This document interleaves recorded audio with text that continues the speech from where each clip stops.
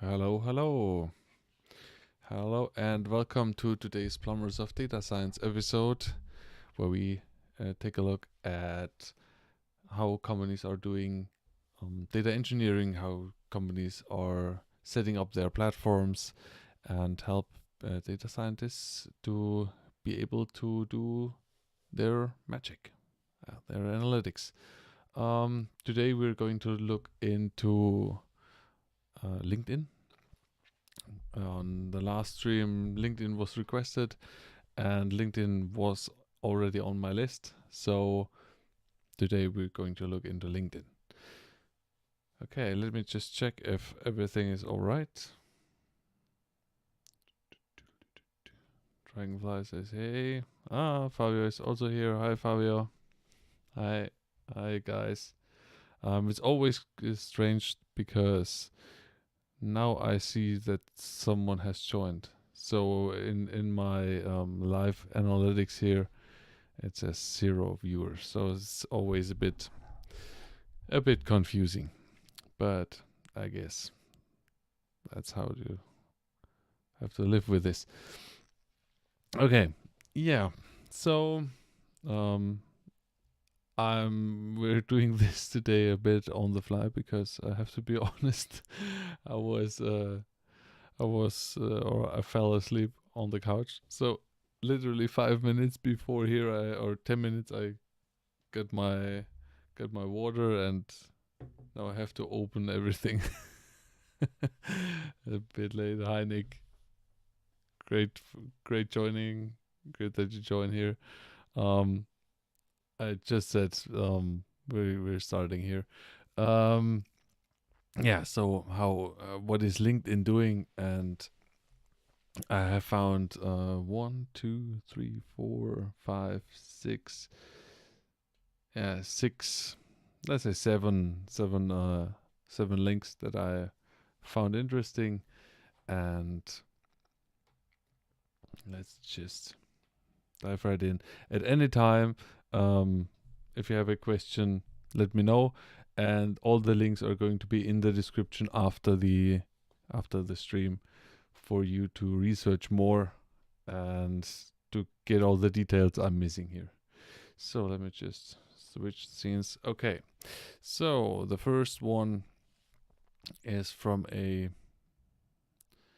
March 2017 from Strata Hadoop conference, and this is building a healthy data ecosystem around Kafka and Hadoop. Lessons learned at LinkedIn.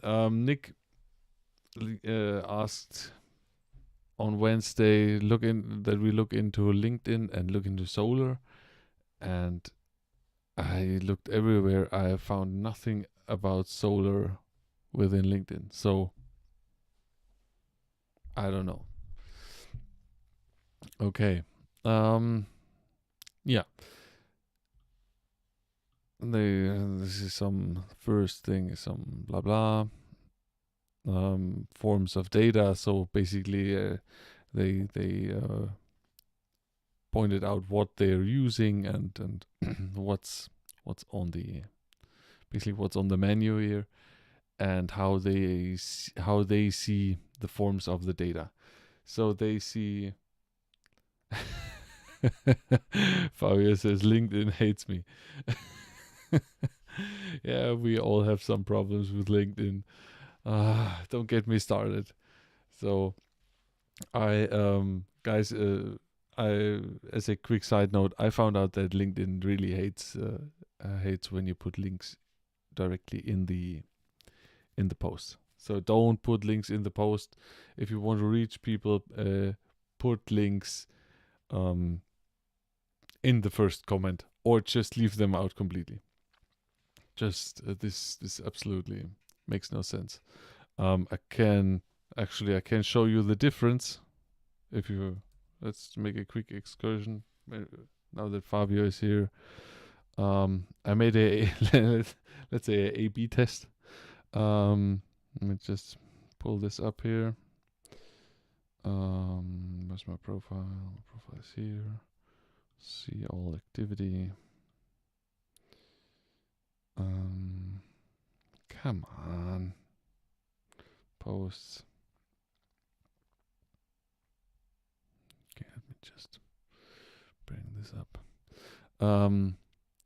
Two posts exactly the same. This post I made it a day ago, and I put this was a post to our last video, to our Twitter, data engineering at Twitter. If you have missed this, check this out.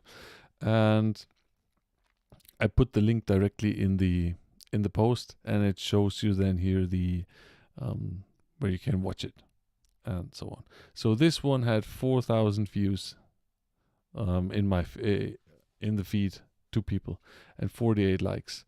And then I did 4 hours later, I decided let's do an A/B test and do exactly the same post, everything. This then had 12,000 views in people's feed, so I reached a lot of more people, and 94 likes and 17 comments. This one, does that even have one comment? One comment. So, or is that coming from me? Yeah, that's that's even from me. So, yeah, guys, this is quite funny. Just a quick LinkedIn algorithm side excursion when we talk about LinkedIn. Fabio says, yeah, I've been doing some A/B too. Also, when I rant about something, it gets more views, and when it's important, post, well, nothing. Yeah, happens. This happens. Okay, let's get back to the LinkedIn thing. So what they, Fabio, we need to try. Do more posts. Yeah. I don't know how the algorithm works these days. So they have more or less data. They say they have data in motion and data at rest. And these are the differences. This is basically fast data, and this is slow data. This is data from Kinesis and Event Hub, and from Kafka. So basically ingest or streaming. And then on the other side, you have databases like Cassandra, Druid, Hadoop, S3, blob storage, and so on, DynamoDB. So more of databases and so on. And then, as an example, they say the problem here is I don't know the time frame here. They say in motion about 1.7 trillion messages, 450 terabytes, and at rest the slow data is about 10,000 machines, 100 petabytes, multiple clusters. I have this information some in another post. There's even more on more regarding this. So basically what they do for data integration, they have REST, and then they can send the data through JDBC or SFTP into something at rest like Hadoop, and then they access this from Salesforce or Google Cloud or something. And so data integration for them is a key thing. So sources and sinks and batch and stream processing and data quality to make sure all the data gets processed very good. And so they built Goblin. Goblin is something completely new for me. I haven't heard about Goblin before. Maybe we can check this out later. I don't want to commit here to Goblin.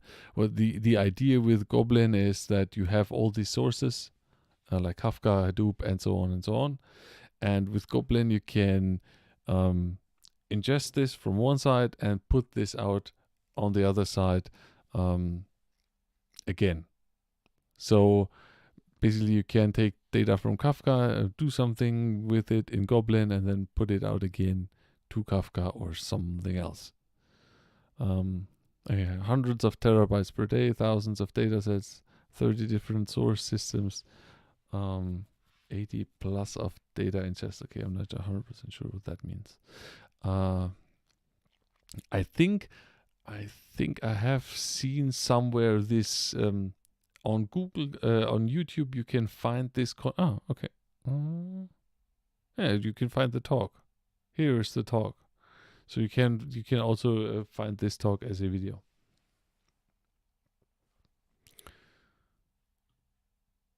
Yeah. So they processing and query engines, and with Goblin you can share this data within those two. They have some processing frameworks. I think we know Scalding. I don't know, but Hive and Pig we know. MapReduce, of course. Spark, Samza. Samza we have talked about also in one of the earlier Plumbers of Data Science podcasts. I'm not sure which one it was.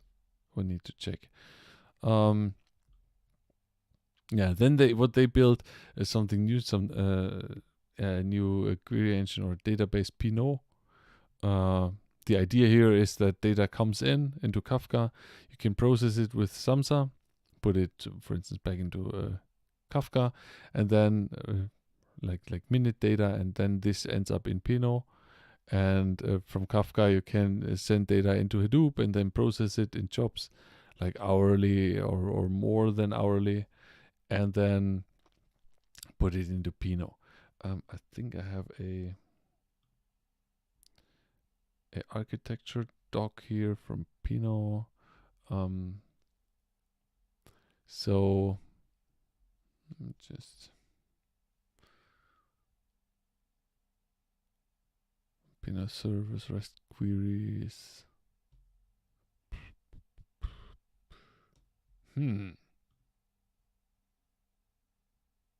Key features. Okay.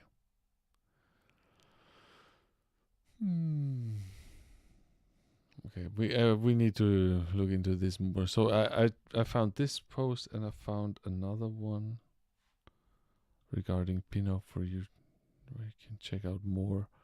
Yeah, it basically is. It looks like it has a like Kafka. It has a broker strategy, and then some you can do with real time nodes. You can then it's I see this more like again like this looks a bit like a Kafka, where you can consume then data into Kafka, or Kafka consumes data from Pinot and pushes it to Hadoop, and then you have a historical data that comes into Pinot historical nodes. And my guess is that then with the broker, this when you see here queries, that you query the data from the broker. Maybe this is the wrong direction. I explained this the wrong direction. So this Pinot real time node, this listens to Kafka. So this is a consumer to Kafka, and a historical node, this is a consumer from Hadoop. We have seen this type of thing before, and this was maybe if you remember, we have seen this regarding Druid. Mohammed asks, sorry I came late, what is Samza? Samza is a processing framework. Let me just bring this up quickly. So basically what Samza is streaming ETL. So you can process data with it, and it runs on Yarn or a standalone manager where you can do the can manage the resources, and you have different inputs. So you can input data from, for instance, Kafka or HDFS or something, or Kinesis if you're on AWS, and then process it and put it out again into those streams or key value stores or something. So it's a processing framework. I would compare this to something like Spark or something like MapReduce, that you can do this stuff with Samza. Yeah. Druid, I think, wasn't Druid open source? Let's just check again. Druid. This is incubating. By the way, Samza has been built by LinkedIn. So this is LinkedIn came up with this. And the structure here of having real-time nodes and having historical nodes, we have seen this on Druid as well. Maybe I can quickly find the architecture here.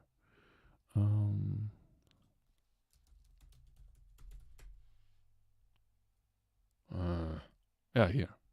Druid design. Where's the picture? Here you have historical nodes, and you have middle manager nodes, which are basically the quick nodes of Pinot. Just gonna make this bigger. And the deep storage in this case was then, for instance, Hadoop.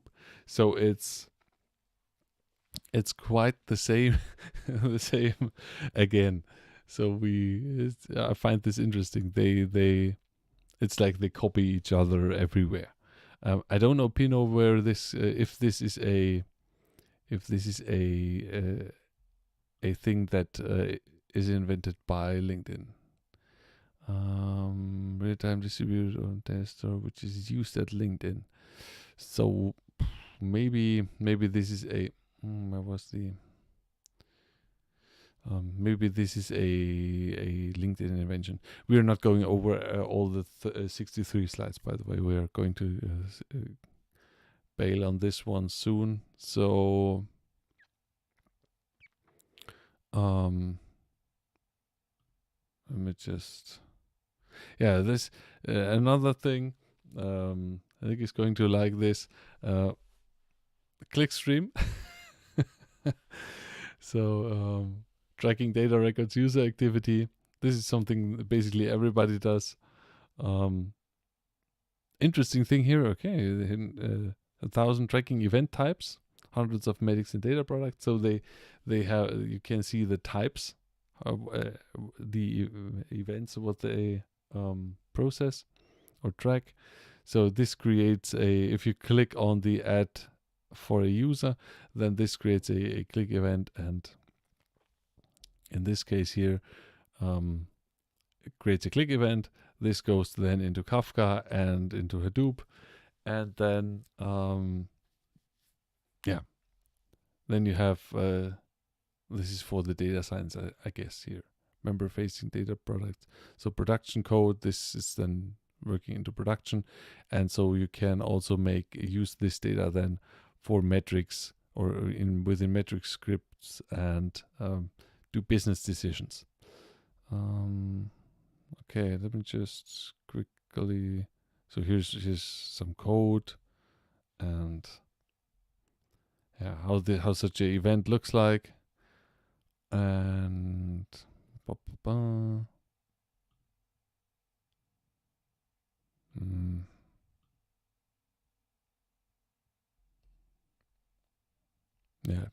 client side tracking. You click here. This has then a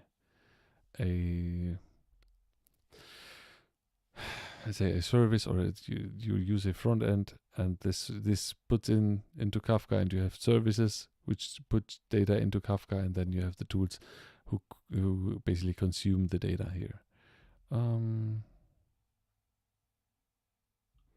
There's some older stuff. I think we're going to bail here on this thing. Okay, this was also something interesting.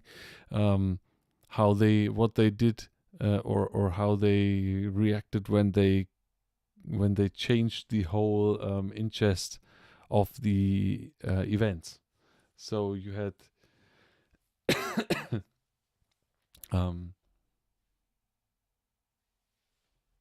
so they had previously they had page view event.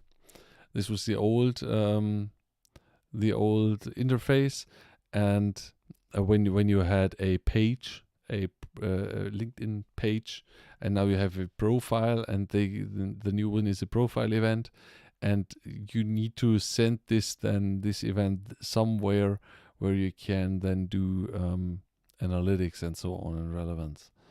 And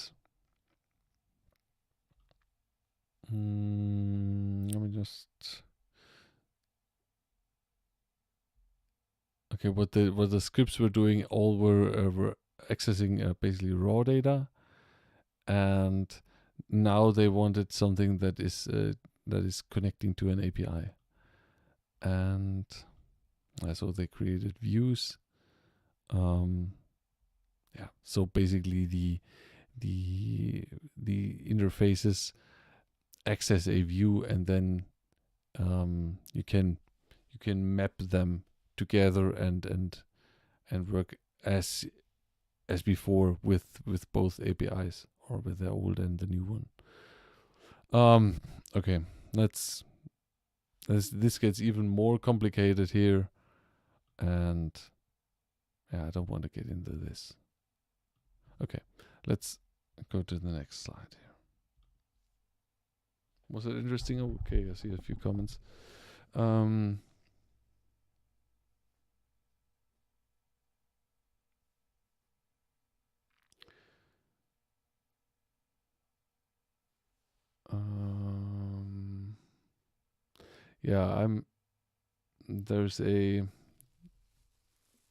There's a comment from there's one comment: does the click event directly go into Kafka? No, it's not going directly into Kafka. It's the event goes into something like a API, and from there into Kafka. You don't connect clients like your phone directly to Kafka. This makes no sense, and it's from a security point of view, it also makes no sense. You cannot do this. Yeah.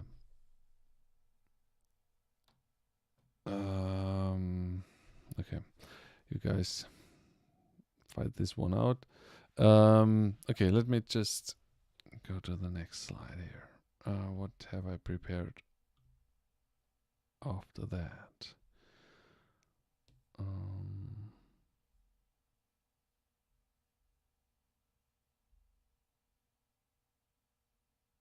This is another thing.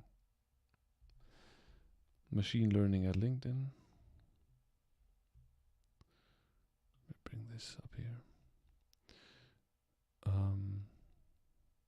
I just need to quickly order the tabs here so I can put them in the right order after the stream. So another thing here is building machine learning at LinkedIn at scale. There's a quick setup how they work with the whole platform. Let me just make this here bigger. So you have some data sources. This can be databases, and they put data into Kafka, and then into Samza. And what was Ambry? Ambry was a blob storage. Okay, and then from TensorFlow you can then access either the Kafka live data, or you can access the Ambry blob storage. So this would be more of a batch thing here. And then through PIC it lands into HBase, and the users through a user interface then can access the data stored in HBase and look at it. And what they have here is TensorFlow on top of Spark, or and TensorFlow on Yarn. And they both run on top of Hadoop. So you have a Hadoop backend where you can store long-term data as well. And let's just quickly look into Ambry here a bit more. Immutable blob storage system that is highly available, very easy to scale, optimized to serve immutable objects. So once you write them, you cannot change them. Multiple gigabytes in size, throughput, and low latency. Okay. Yeah, provides very cheap storage. This is always good.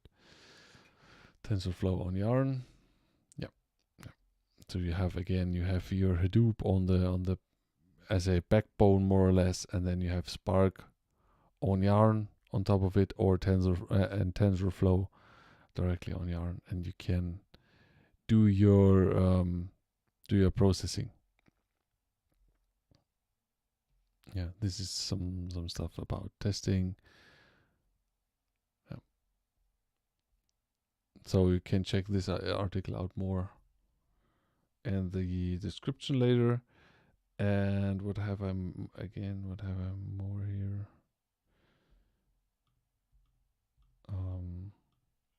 Yeah, this one is also interesting. Just bring this one up. This one is a bit newer. This one is from October 2018. And have I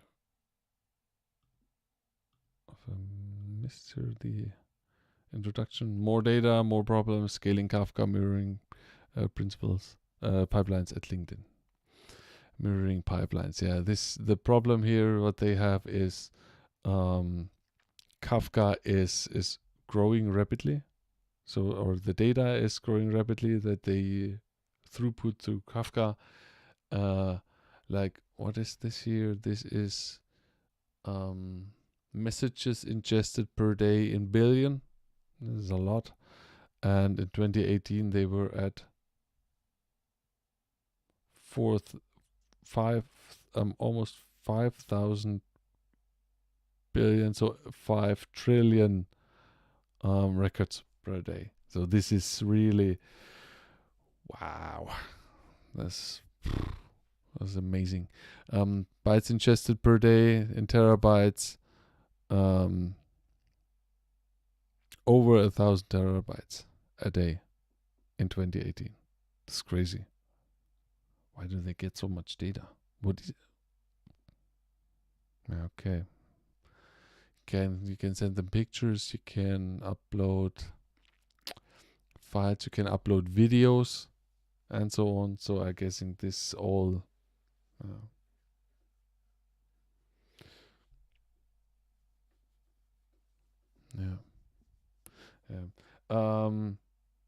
there's one question out of context. It's not out of context. I can tell you already. Should a developer in the path of data engineering have worked with all the popular tools? I think Nick already answered this. Man, you guys are fast. So my take would be on this. What we have seen already now, I think we're on, this is the 9th case study or the 10th. A good choice with it when you start with data engineering is to look into Kafka, you look into Hadoop, you look into Spark, and with those three, you're already on a good track. Then look at a key value store, and like Cassandra or something like HBase, or last week we've seen Bigtable, and then you're on a good track. Then you're if you know them, and if you have made some, because basically you can try this on your own computer. These are not crazy systems, and getting warm, and yeah. So this is a good starting point, because a lot of companies are using these.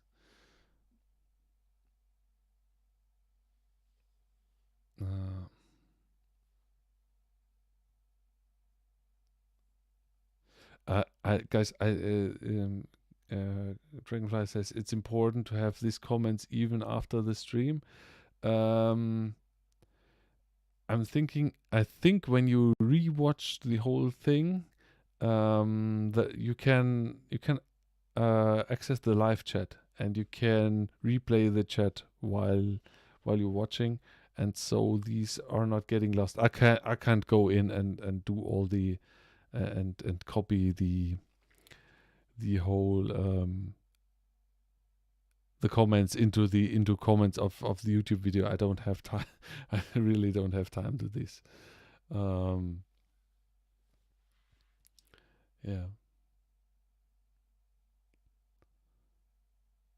Yeah, chats are repeated. Quick question: Is everything still all right? You can still hear me? All good? Good question. Please just quickly give a feedback if everything's okay.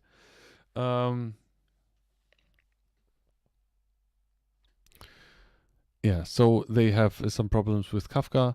What they do is they use Kafka Mirror, and this scales not very good. So they have multiple data centers, and they have Kafka in the data centers, and they try to mirror the Kafka instances to different data centers, and this does not go well. So they have Kafka, 100 plus pipelines in 9 data centers, and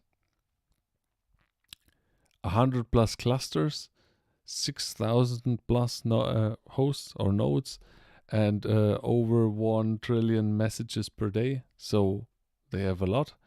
And their problem is that they have. Can I get this even bigger? They have data center A, data center B, and the tracking or your clickstream basically goes into the Kafka. And then with the Mirror Maker, you want to access from different data centers the data, or you want to access data across the data centers or put the data in. And this looks like a problem, and so they had to find a solution, and they went because it's getting even bigger here.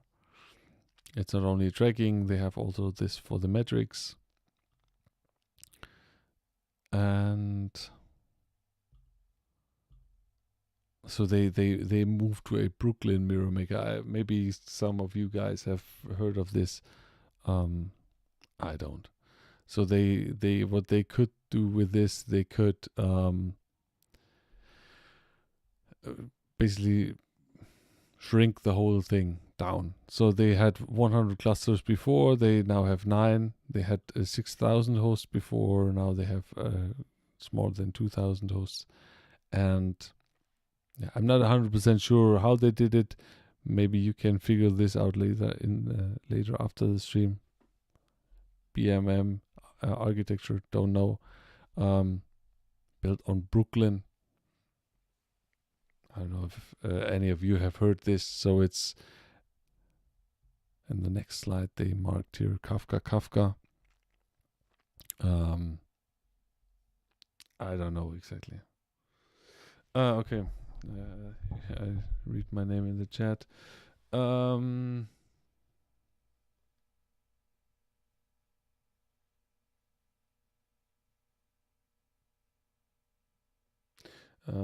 I think it would be very useful to highlight the ML models deployment process after all case studies. It's also data shop ended. Yeah, this is the thing is you get almost no information about the whole thing. This is how they are doing the whole configuration and model deployment and testing of models and so on. They had in this slide, I think they had some information about this. Wasn't that here? But usually this is something you almost you don't get, because this is where the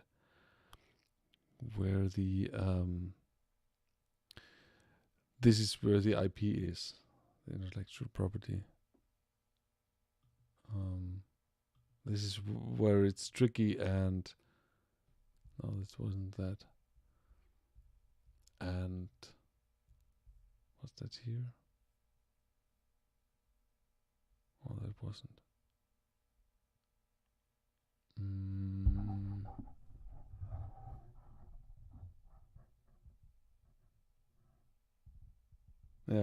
Yeah, it's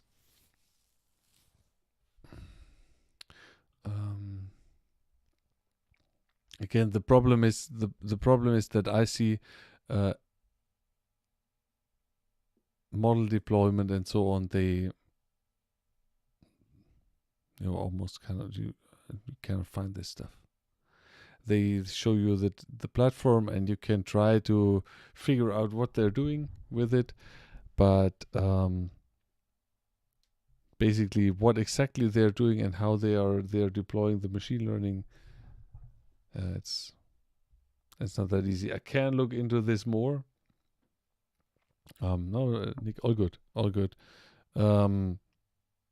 But I don't know how much we can find out for all the companies. For instance, last week with Twitter and Heron, I found basically nothing how they deploy their jobs and how they do the configurations of all this stuff. And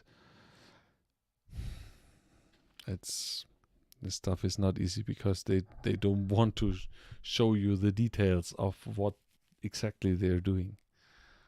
This is always a problem, but I do my best. Yeah. So again, back to the Kafka problem here. They said they had Kafka, two Kafka instances, and in between is Brooklyn, and it's basically like a processing engine. I see this. You have Kafka connectors on both sides, and you have a engine that works with Zookeeper configuration management or distributed configuration management, and then you have some management diagnostics APIs, and this way you can then get data in from Kafka's and into other Kafka. Whoops.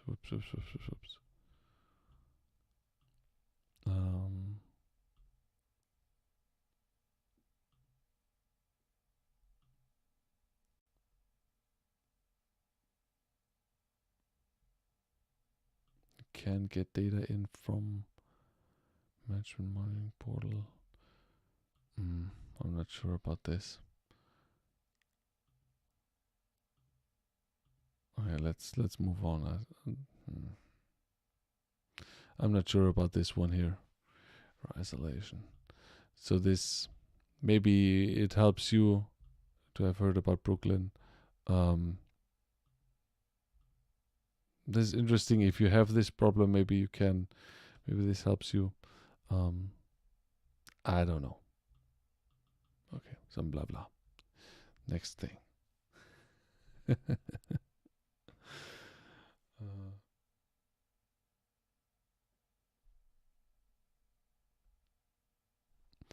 Yeah, I mean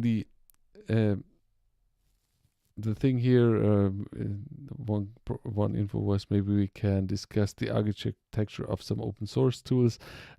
The idea here in these streams for now, for me, and is not to get in just into the tools. So like for instance this Goblin, I don't want to get into this one tool. I want to get you as much information as possible of what they're doing, what different tools are they using, and get you a starting point to get then into the tools and go over the documents of the tools and figure out how these things work. Because this gets super complicated quick, and yeah, I don't think this would make very much so much sense. What do I have here?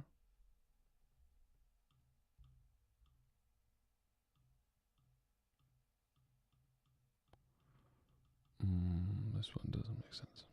Don't need this one.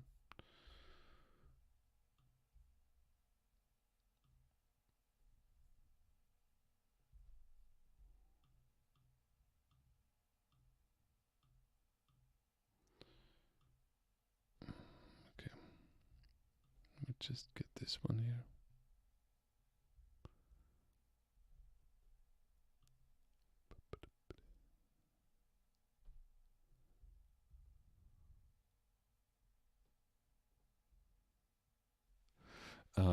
This one is something about the Lambda architecture.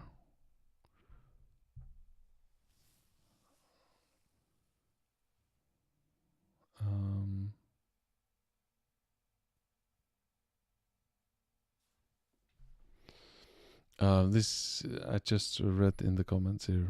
the discussion is right now which tools we should deep dive into, but I don't want to deep dive into tools here in this stream. But you guys can figure this out. You can also talk after the stream about this, so it does not is necessarily need to be done here.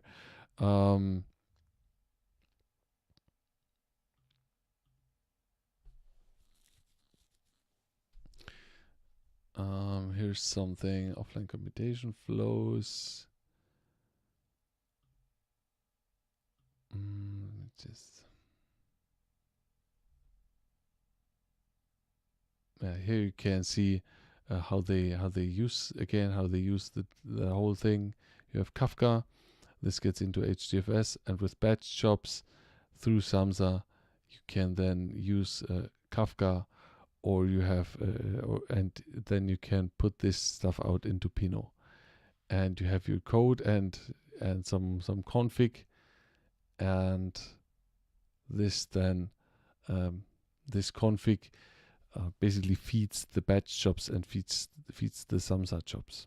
So it's, but this is not connected to machine learning here. So this whole thing.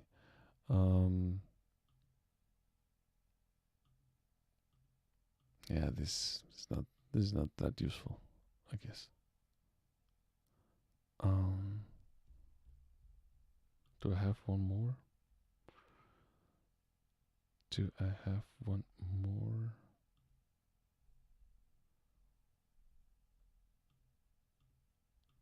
Oh, okay. Yeah, this one is also interesting. This one, I should have done this one earlier. This one for Navina Ramesh. This is a bit of an older thing, September 2017. And unified batch and stream processing with Apache Samza. And what she describes here is basically how this stuff works. And this is a very interesting or very good slide here that describes how the whole processing and storage and so on works. So you have your services tier. This is where your phone or your computers connect. Then you have then they have something on Azure and something on AWS, Kinesis streams, event hubs, and they all post into the Brooklyn system. And from there, from Brooklyn, they can access the data and put it into Samza, and with Samza then process it and put it out into like Hadoop, and do with Spark batch processing, and put data into HDFS, or they put it into a key value store, and this is then again available for to the service tier, or the service tier posts data that ends up in Kafka, and then you can also, through this Espresso DB NoSQL store for all user data, you can then access it again and feed it through the services tier. So basically, you have the ingestion and the storage here, and Samza as a stream processing engine where you can access feeds from Kinesis, from Event Hub, and feeds from Kafka or Brooklyn, and basically process the data and put it back into a key value store that is accessible directly from the front end. This is a interesting setup. This Brooklyn thing, I don't know where this comes from. I have never heard of this before. Maybe one of you does.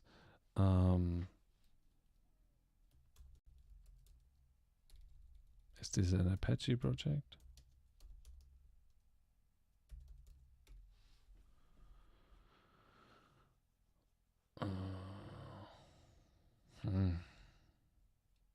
I don't know. Or is this again something from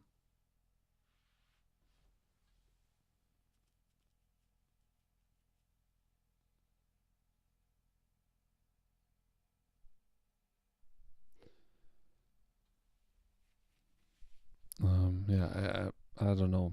I don't know. Frugal in. I guess they created this. Um, yeah, Nick. About solar, I have to admit I don't have experience with solar. I have never needed solar before. Um, I'm not sure why this came up for you for the LinkedIn stuff, because if I search this, I get basically nothing.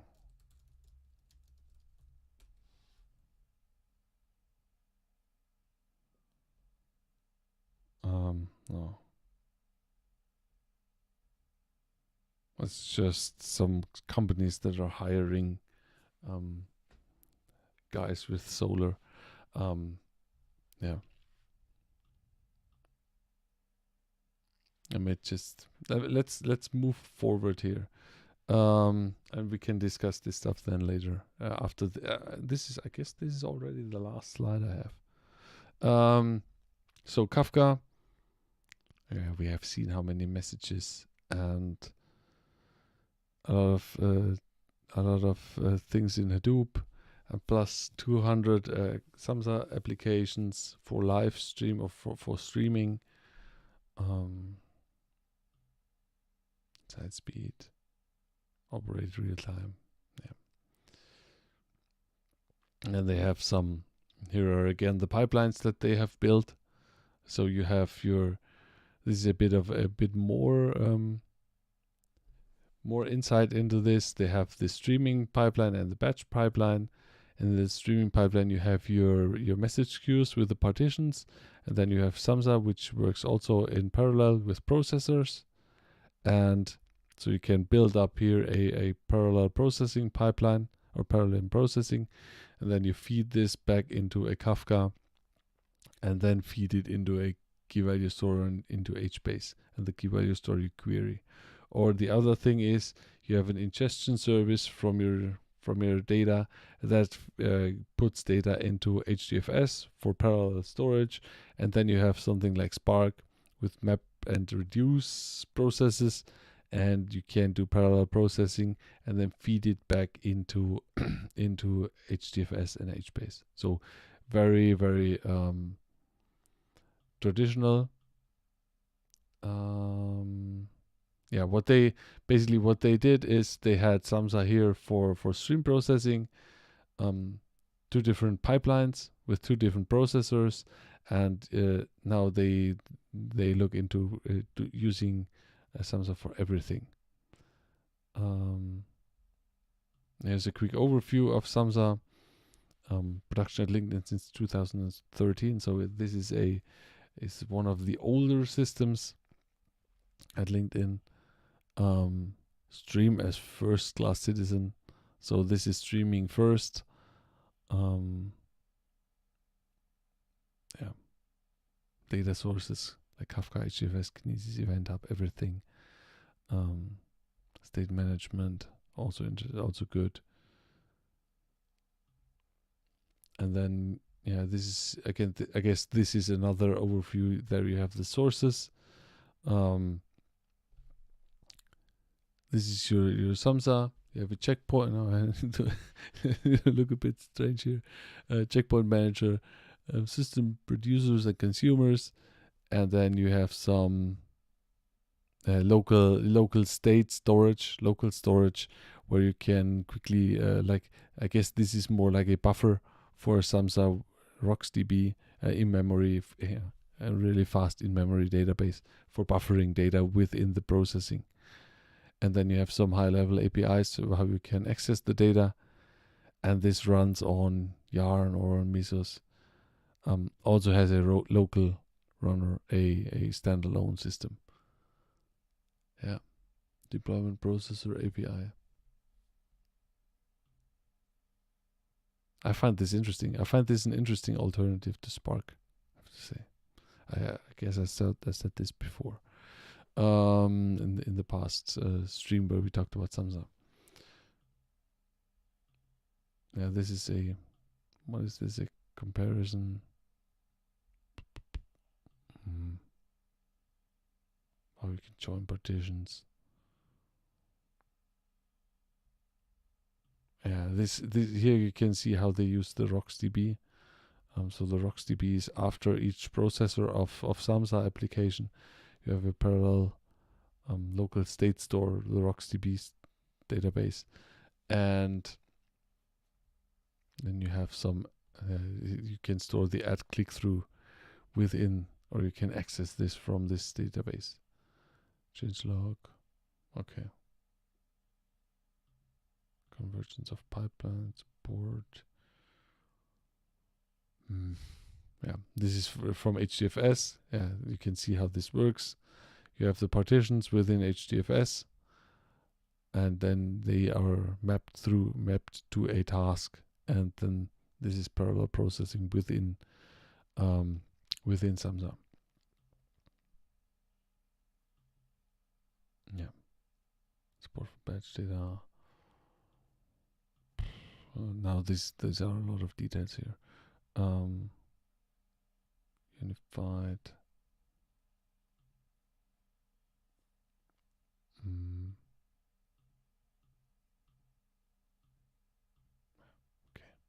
Okay. Okay. No, this is not interesting. Okay. That was it for this one. And I think this, I don't have more. Yeah. Yeah, this was the last slide for this one. Now let me get into one of the comments here.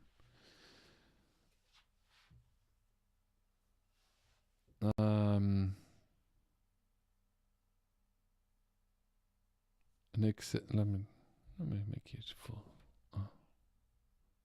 Let me get here full screen. Okay, Nick says LinkedIn, Airbnb, DuckDuckGo, many more use Solr for full text search. My interest is not just indexing documents, but using machine learning tricks on top of it, auto ranking, etc., especially with Spark. Okay, interesting. Solr is for search and works very well with Elasticsearch, says Dragonfly.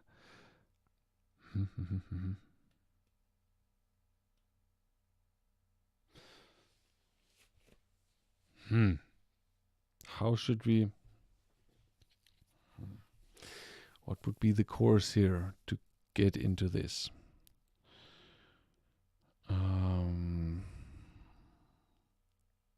To find more information about this.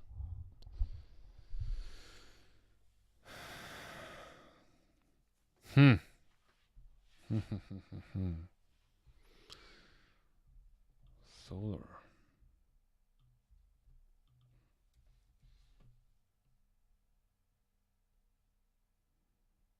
I have seen Solr, but let me just do a quick search.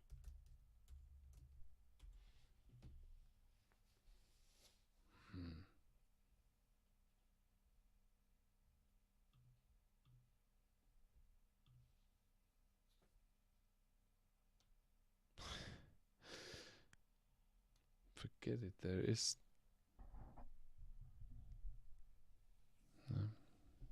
is nothing. There is nothing here for instance, for LinkedIn. Okay, I think Solr. We should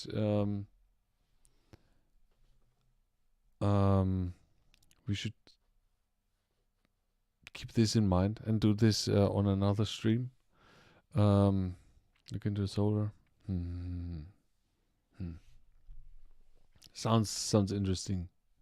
Anyway, yeah. So for me, LinkedIn, I'm a bit surprised how much data LinkedIn gets and how how fast they ingest data.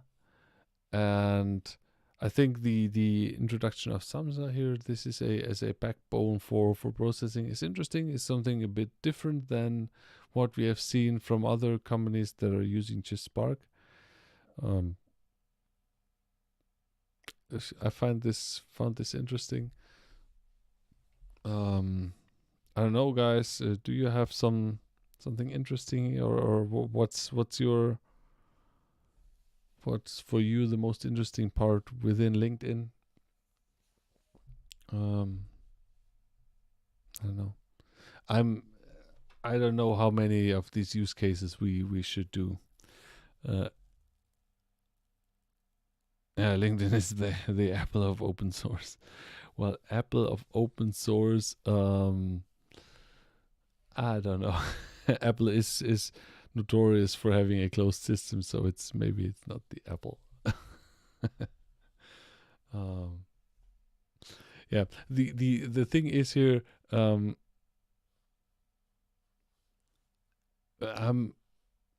we are seeing. Yeah, I'm not sure if we should do more of the use cases. I find this interesting, and I can do 10 more. But does that bring us something? Because what we see is that basically almost everybody uses the same tools and is doing the same stuff. And I don't know if this stays interesting for you guys. Again, um, like Divium, Divium, like Divium said, um, look more into tools themselves and figure out. I don't know. I don't know.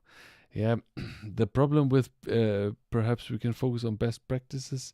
I mean, best practices for what? For special tools, or I don't know. I mean, the best practices we can find the best practices through these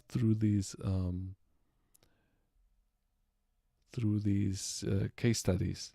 We can see what people are doing, but they do almost all the same. I don't know.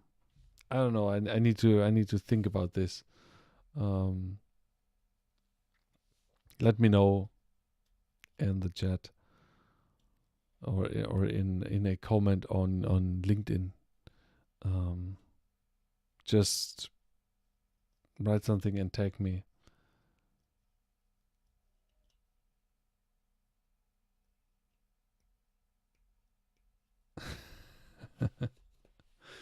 I'm open, guys. I'm open, or that we scale this down. That we say we're doing these kinds of use cases once a week, like every Wednesday or every Monday, and we look into a tool every Wednesday, and I don't know. I try to make this as interesting as possible for you guys, and so we me as well, we learn as much as possible here. We don't need to decide here right now. Just yeah, let me know. You can write me on LinkedIn, or yeah, write me on LinkedIn.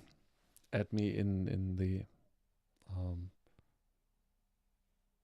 add me in the post, or I can make a um, I can make a post later on. I don't know.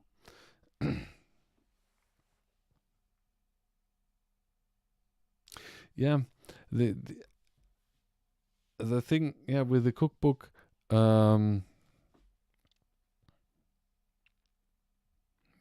Yeah, I I'm not 100% sure how we can two case studies in one stream with a Q&A and a tool and another stream. This two case studies in one stream. This is too much. Yeah, I mean, this stuff from the case studies. This is going into the cookbook. So this is definitely one thing. When we look into tools, this can also go into the cookbook. So all the information, the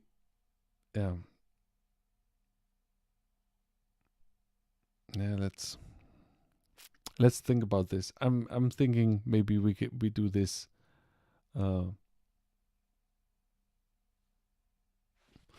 We look into a tool and let me. Hmm. Hmm. Maybe what I could do is I wanted to do a overview of the tools that we have seen here in an Excel manner here. Um, so let's write down everything we have seen, and that is interesting, and that is basically used, and then let's decide how to get into or what tools we look into. Basically, make a deep dive into the tool, and then try to figure out more. Um, that would be a so we have a like a decision. We make a decision on based on this table, and so we have the tools, and we can decide. Today we or next we do this. The one after this we do this. So we have a bit of a selection. Like right now we have with the case studies, we have a bit. I already pre-selected some case studies, and so we just select another one. Yeah. Let's do it this way. Um, I'm going to now after the stream or later on. I'm putting the links to this in the description. Then yeah. Then tomorrow I'm going to do a post about what we should do or what how we should proceed here. My first impression would be to get into the tools we are seeing here more. So the first thing I would look at here is now from the feeling what we have seen here is Kafka. Is look deeper into how Spark works. Is look deeper into how Hadoop works. Then we need some key value stores like Cassandra. I find Cassandra super interesting. I haven't really worked with Cassandra, but I have researched Cassandra before, so this is something that we can do. So I would already have a few tools, and we can include Solar for Nick. We can include Solar there as well, and yeah, maybe find out how people are using these tools specifically, or some boilerplate codes and some starting points for people. I don't want to get into live coding because this probably makes no sense, because uh, for everyone who has coding is not like you code it down and it works, and then I would need to do some debugging, and time flies by and nothing gets done. So this makes no sense. um yeah yeah yeah let's do it this way. um I so yeah let okay I'm going to what I'm going to do is I'm going to create this table with all the information, and I'm going to post this on. I'm going to put this on. Where I'm going to put this. I'm going to figure this out, and then I'm going to share it with you on LinkedIn. Um, maybe tomorrow, maybe on Sunday. I don't know how much time I have, and then we're going to figure out where to go next. I yeah okay. Um, yeah. You already see where this happens, where this ends. Now everybody is coming up with tools that we should look into. But this is okay. This is okay. We're going to we have a lot of time. There is no end date here for the stream, so we have a lot of weeks in 2018, and we're going to figure this out. Um, yeah. One thing I'm going to do, or I'm going to try to do, is I'm going to try to pre-record um, two videos for next week, because I'm on a business trip on Monday, from Monday to Wednesday. So I think I'm coming home on Wednesday, so I think I will not be able to do a stream on Wednesday. So because when I come home at 7 or so, I can't do a stream at 10:30 again. So this I a whole day of travel, so this will not work. Maybe I can do a stream on Monday from the hotel. Just a quick some topic, and yeah. So I either way, I try to have something for you in the in the uh, in the usual manner, and then Monday and Wednesday, and on Friday, when we're getting to Easter time, Kate is going to join me. Kate Strachan is going to join me from Story by Data, and we're going to talk about privacy and ethics in data science. So I think this is something very important. Um, you need some type of ethics. So because a lot of thing has to do with profiling and uh, user data and so on. So this is a interesting topic, and Kate and I, we have planned to do it on the live stream. So yeah, yeah. Um,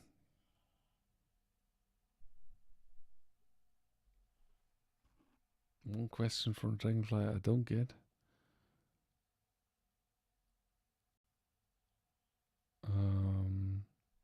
Do you understand how Spark uses microbatching?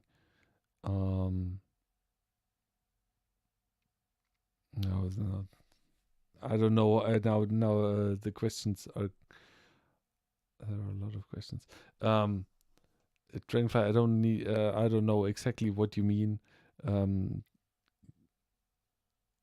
Spark is using microbatching for streaming, so there is no real streaming in Spark.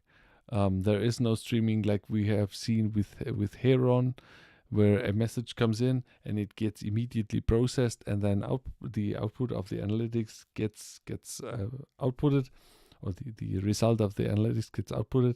With Spark, you write your streaming job where you, like, if you have a Kafka direct stream, um, you write the job, and this job starts every 30 seconds, and then you have the processing, and then the next one is starting 30 seconds after this. So this is a 30-second cycle, and every time the job starts and basically consumes data from Kafka or whatever, and then creates an output that you can do either put back into Kafka or store it in HBase or something.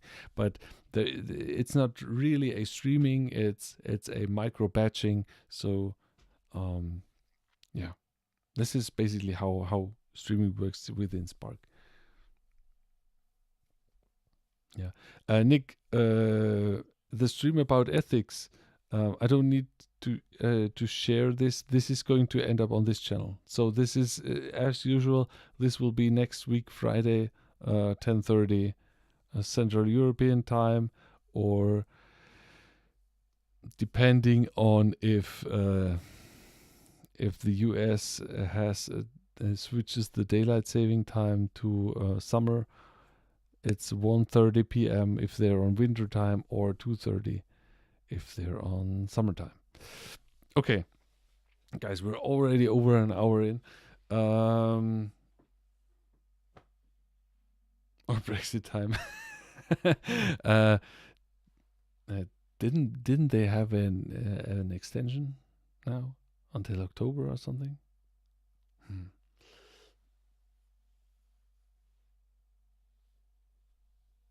No. Nick asked. I heard that Spark 3 will have more natural stream processing like Flink or Beam. Have you heard about this? No.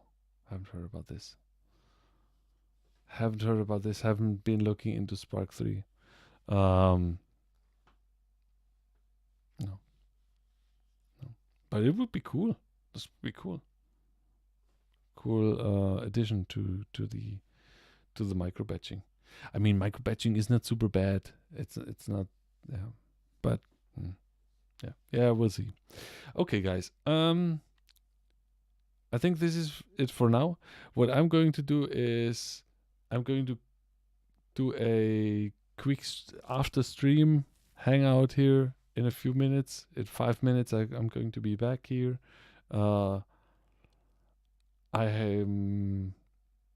watch the live stream Spark Films. Okay. I'm going to come back on my PlayStation. I'm playing Sekiro Shadows Die Twice. I'm going to die a lot, and this is a lot of fun. I have a small competition with a colleague. He's playing the same game, and right now I'm ahead, and I want to stay ahead. And so, if any one of you wants to hang, I'll be back online in 5 minutes. I need to unplug some stuff here, and yeah, either that or we see each other next week, maybe on Monday, maybe on for a live stream, or on Friday for a live stream. Yeah. Now it's time to relax after over an hour of stream, but this stuff is fun, and for me, it's streaming it's great. It's great. I'm a live guy. The recording stuff I can do it, but I don't like to do it. But for you guys, I'm doing this. Yeah, always fun.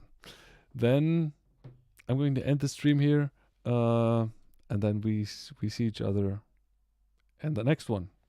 Have a great weekend, and yeah, see you soon. Bye bye.